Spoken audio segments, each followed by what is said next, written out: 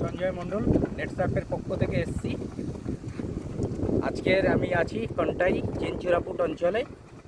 এখানে নেটসার্ফের বায়োফিট পদ্ধতিতে, অর্গানিক পদ্ধতিতে কিভাবে ভেনামি চিংড়ির উপরে চাষ হচ্ছে সেই বিষয় নিয়ে আপনাদেরকে আলোচনা করব। এই মুহূর্তে আমি আছি চিনচিরাপুটে।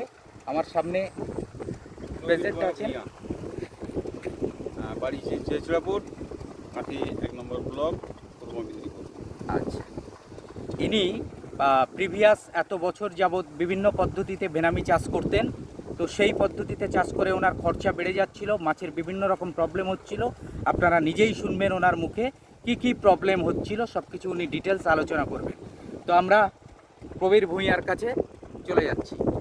আপনি এ যাবৎ পর্যন্ত যে পদ্ধতিতে চাষ করতেন তাতে আপনার কি প্রবলেম হতো, কি প্রবলেম ফেস করতে হতো, এবং বায়োফিট পদ্ধতিতে কতদিন চাষ করছেন, কিভাবে চাষ করছেন, কি প্রোডাক্ট ব্যবহার করেছেন, এগুলো নিয়ে ডিসকাস পাবলিকের সামনে তুলে ধরুন। এই বায়োফিটটা দিয়ে আমি চাষ করছি। আমি মাছটা ফেলেছি, জোরে বলুন, জোরে। আজকে 75 দিন আমার মাছটা পড়েছে। আর কি চাষ করছেন, কি মাছ? জোরে বলুন। ভেনামি চাষ করছি, চিংড়ি চাষ করছি। আর মোটামুটি এর আগে অন্যান্য পদ্ধতি চাষ করতাম। এবার হচ্ছে আপনার ওই নেটসার্ফ কোম্পানির ওষুধ দিয়ে আমি এটা চাষটা করছি। তো এখন দেখা যাচ্ছে আগে যে প্রবলেমগুলো হতো, যেটা হচ্ছে হোয়াইট মাশরুম বা ব্যাকটেরিয়া লোড, এগুলো হতো। তো এখন সেগুলো হচ্ছে না। এখন মোটামুটি গ্রোথ স্বাভাবিক আছে, আগের থেকেও 2-1 গ্রাম বাড়া আছে। আগে যে পদ্ধতি চাষ করতাম তার থেকে 2-1 গ্রাম বাড়াও আছে।